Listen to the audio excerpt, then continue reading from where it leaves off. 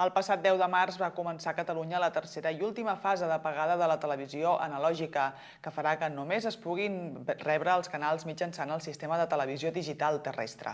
La TDT s'instal·larà definitivament a la nostra ciutat el 31 de març, quan s'apagui el centre emissor que actualment ens dona cobertura.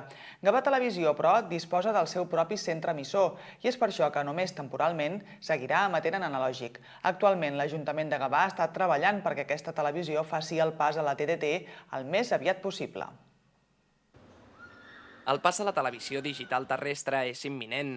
El 30 de març es tancarà el centre emissor que hi ha a Collserola i que dona senyal a més de 4 milions d'habitants de Barcelona, Santa Coloma, el Baix Llobregat, el Vallès Oriental i l'Occidental i part del Maresme. A Gavà, doncs, a partir del 31 de març, els televisors només podran sintonitzar-se a través de la TDT. Gavà Televisió, però, serà una excepció, doncs tot i l'apagada analògica continuarà encara durant unes setmanes emetent en analògic. Això serà possible perquè Gavà Televisió disposa del seu propi centre emissor i aquest romandrà encès fins al moment en què aquesta televisió passi a la TDT.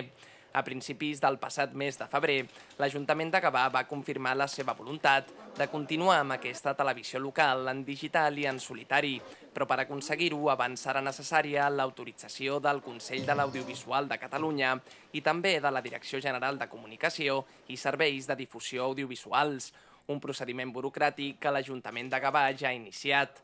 Un cop passi a la TDT, Gavà Televisió emetrà des de la ciutat per tot el Baix Llobregat amb una audiència potencial d'1 milió de persones. Ara, però, aquells veïns i veïnes amb habitatges on no hi hagi disponibilitat del servei o bé aquest sigui parcial, tenen la possibilitat de tenir la TDT a través de satèl·lit.